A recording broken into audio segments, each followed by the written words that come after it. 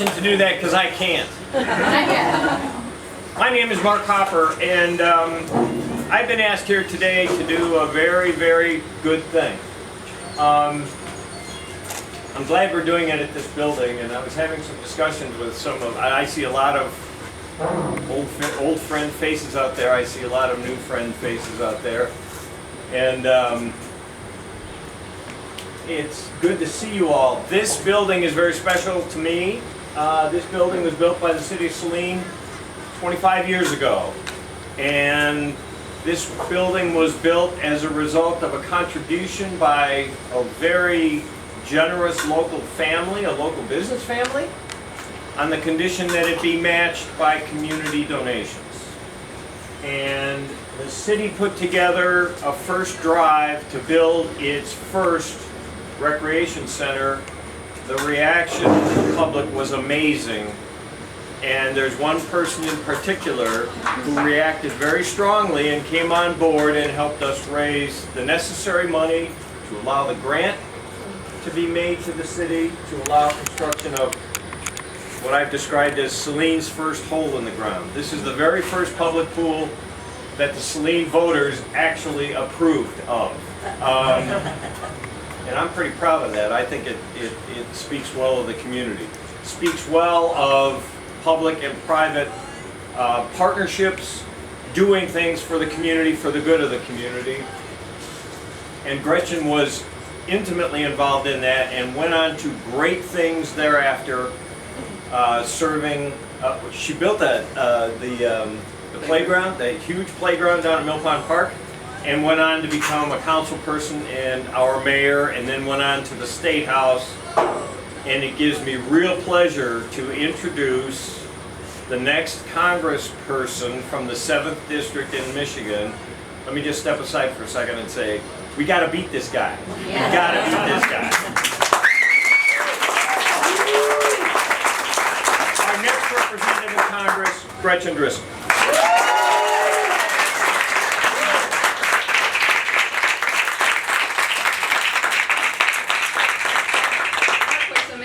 When I was just moved to Saline, and it was a great privilege to work with him over the years, and we've had some wonderful partnerships and done great work together. So thank you so much for that really generous introduction. It is really exciting to be here. I feel like, this is kind of where I got my start in public service, and I always blame it on Mark, because if it wasn't for him, I probably wouldn't be running for higher office, to be honest with you. It's just, I think all of you are here because you believe in the importance of our community and building strong communities. And that's not happening right now. I did want to say Amy Friedman, our campaign manager back there, this was her idea to kick off our campaign this cycle on this location, and I think it was a brilliant idea. Amy's actually from Virginia. She's brand new to Michigan as of a week ago, but we're really excited. She's got a great track record and resume, and she's going to carry us over the finish line.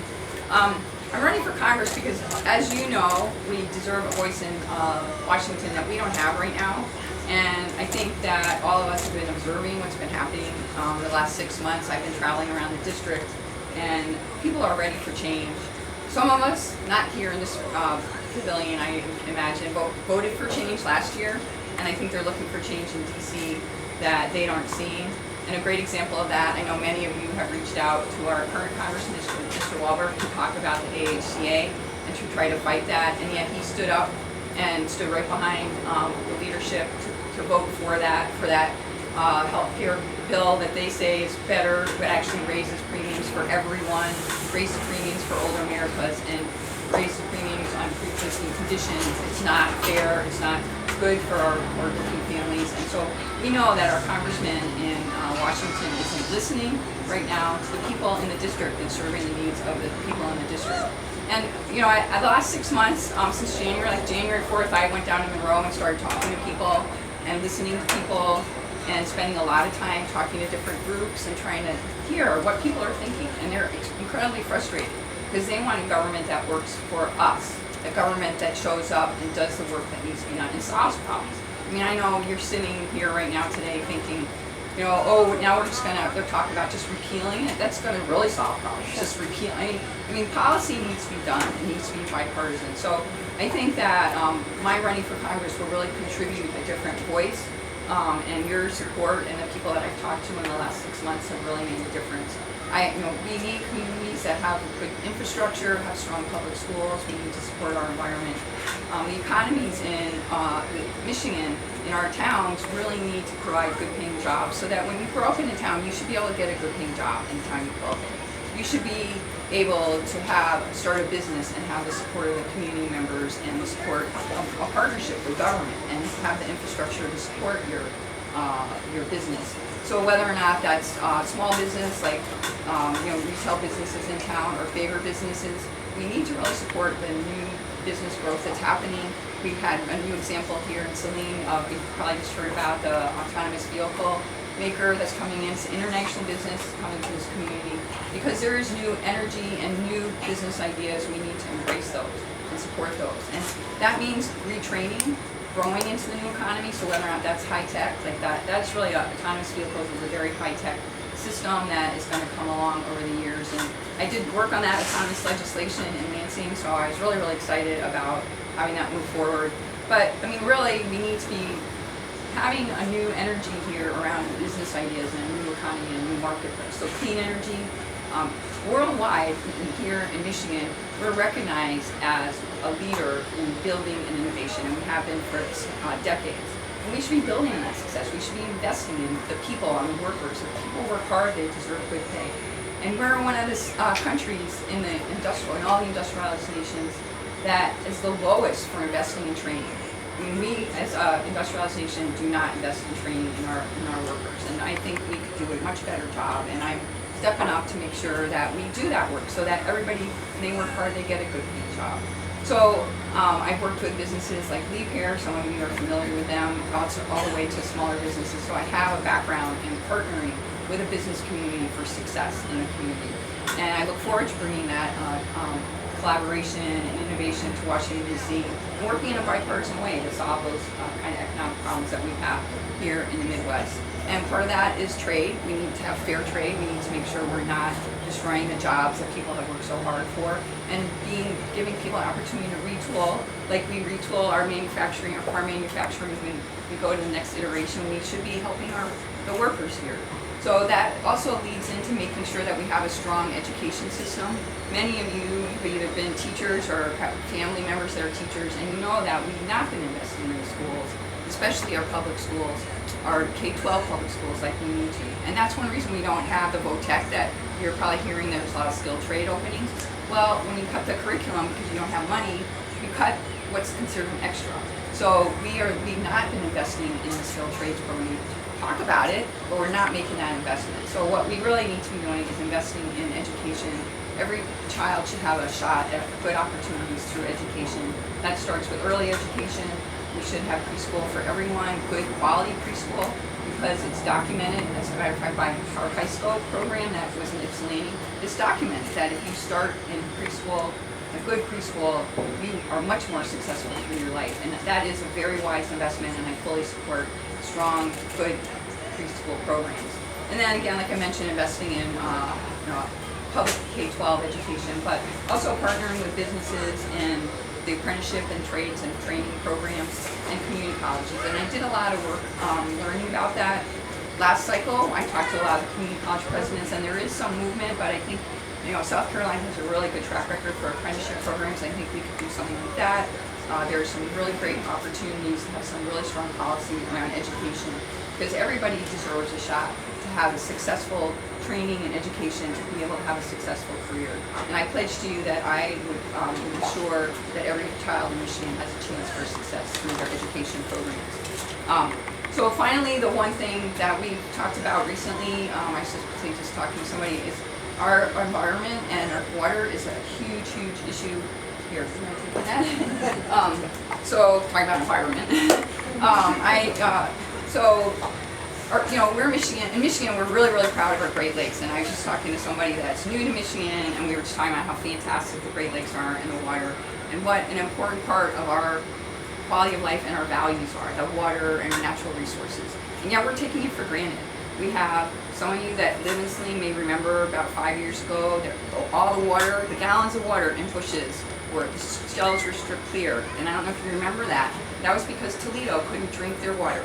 Monroe couldn't drink their water because there were algae blooms in Lake Erie. And guess what? They're still there. They're not yet quite over that tipping point to go bad again and blow up. And so that was a long time ago. And what's happening in DC? We're talking about cutting the EPA. We're talking about cutting the Great Lakes Restoration Initiative. We're not getting the representation in Washington that we need to protect our most valuable resource, water. You know, we have in Flint tap water that's polluted and poisoning people, and that's a problem actually not just in Flint, across the country.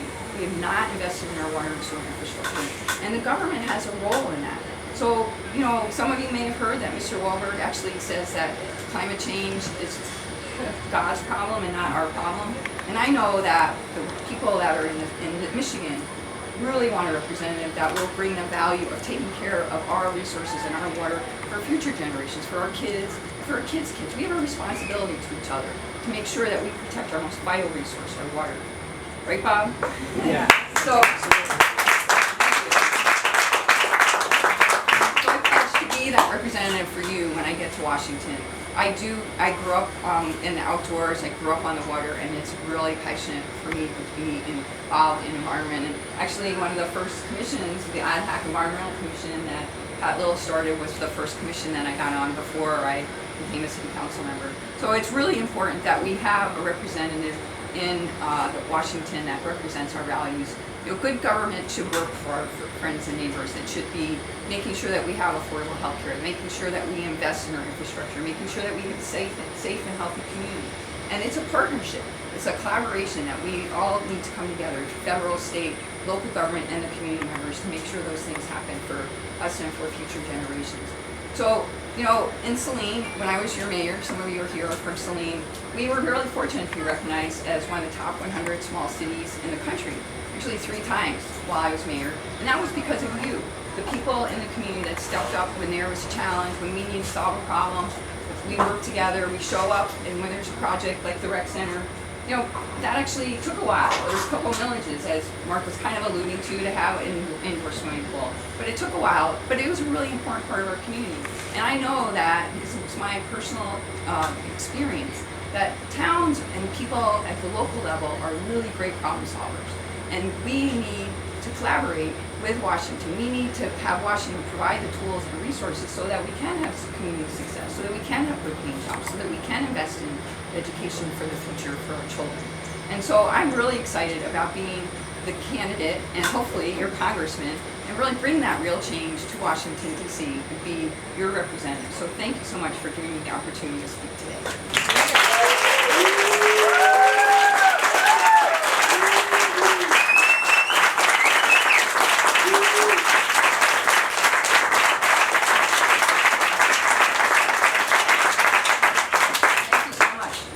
And you met Amy, and we have a couple other staff members here, but any questions or really appreciate your coming. We're going to be heading up to Lansing. Yes. Yep. The obvious question I think people are going to have is, I mean, you're going to have to swing 7% of the Wahlbergs voters toward you. What do you think is going to change? How are you going to do that?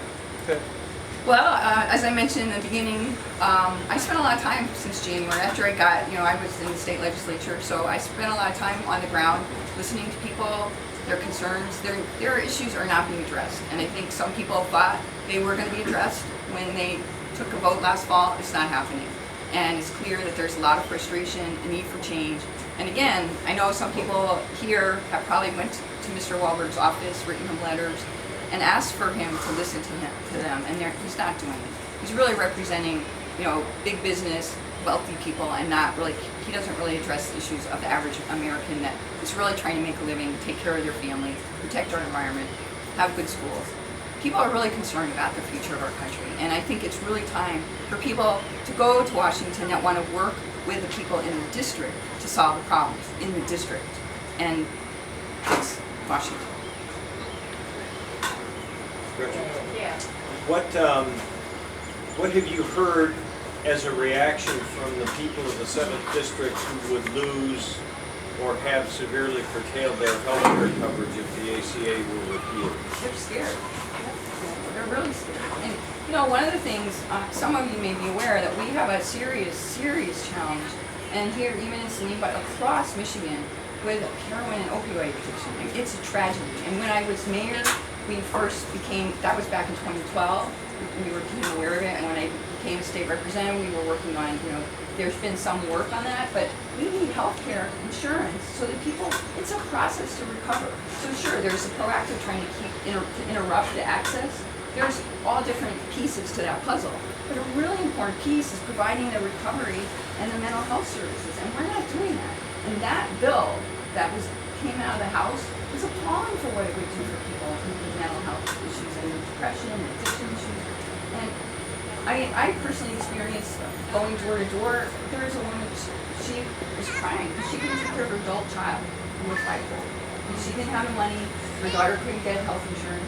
It was a tragedy. So I think we have a lot of work to do. We have a responsibility to make sure that everybody has access to affordable health care and not just select few people. And I know that people are frightened, I mean a lot, very much across the board. So from all different parts of the community. What are you hearing from parents about the current direction of public education basically being disbanded? I think that's been a concern for a long time. I think it continues to be a concern. We need to make sure that we, like I was talking about when I was talking about education, we need to be investing in it and supporting it. And I think that, you know, we all know, like here in Saline, the schools are a vital part of the heart of the community. I mean, in the towns across Michigan, schools are where people come together. You know, they educate their children there, but they also come together to be doing things, whether or not it's sports or the arts. I mean, it's a hub, especially for the smallest towns. And public schools are integral to community success. I think public schools, you know, business, we need to make sure that we have local businesses. I have a lot of ideas for sharing business community. There's some ideas I have for, like we talked about maker spaces and local food. There's a lot of different things. There's a really cool new store that, for those of you in Saline that haven't been there yet, McPherson's, and what they're doing is selling a lot of local product, and it's not just food, it's crafts, and I mean, there's beautiful crafts in there, but they also have things like soap. So people can actually make a living all different ways. But one of the problems we have in a lot of Michigan, this is something I worked on in Lansing, is broadband. We literally don't have access to reliable internet, and that, you know, it's a worldwide economy that Michiganders don't have access to because we're not making the investment. And we made the investment in electric, and we made the investment in telephone, and we're not making that. As a public-private partnership, we can do that, but we're not doing that in the state, and we're not doing that in the country. And I think that's a tragedy, and I've been working hard. I'm happy Barb's here to make sure we are working in Washtenaw County. We did a lot of work, a survey, and there's 3 townships that are putting up a millage to actually pay to have that infrastructure put in because the telecommunications providers didn't want to do it. So I'm really excited about the fact that sometimes, like I said before, local communities take the initiative. They're the ones that are willing to step up, find out how to solve the problem and fix it. But we need to have government that helps and partners with people. I just want to put a real face on some of the things you were saying. Several of us live out in Manchester Township, and I cannot get a cell phone at my house reliably. And the only internet I can have is a Verizon hotspot, which we really can hardly do YouTube, you know, or any of the things that people consider normal.